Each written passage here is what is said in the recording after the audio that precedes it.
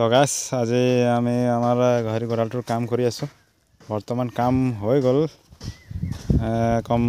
40-50% মান কাম হৈ গল ইয়াত বনাই আছো আমি চাৰিটা ৰুম মানে ইটো আছে পোৱালি বিলাকৰ কাৰণে ইটো 10x10 আছে আৰু এইবিলাক আছে 10x6 ইটো মাই বিলাকৰ কাৰণে মাই বিলাকৰ কাৰণে তিনিটা আছে বাৰু আৰু চলি আছে আপডেট দি থাকিম বাৰু কেতিয়া হ'ব কেতিয়া নাই আৰু কিমান লাগিছে কিমান দিন লাগিছে কিমান টকা লাগিছে বনাবৰ কাৰণে কিমান মেটেৰিয়েল লাগিছে সকলোখিনি আমি জনাই থাকিম আপোনালোকক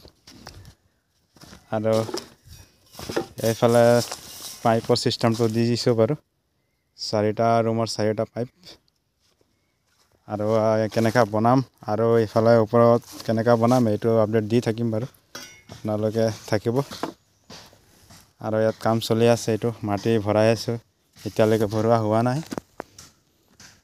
এয়া ভৰাইছো আৰু লাগিব আৰু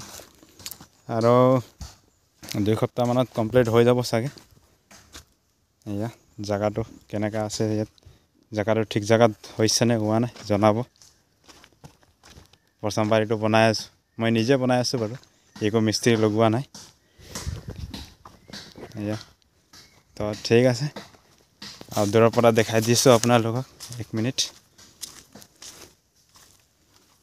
এয়া টোটাল নাম্বাৰটো আছে আমাৰ 30 লেন্থটো 30 আছে এয়া জায়গাটো এনেকা জায়গাত আছে বাৰু ঠিক আছে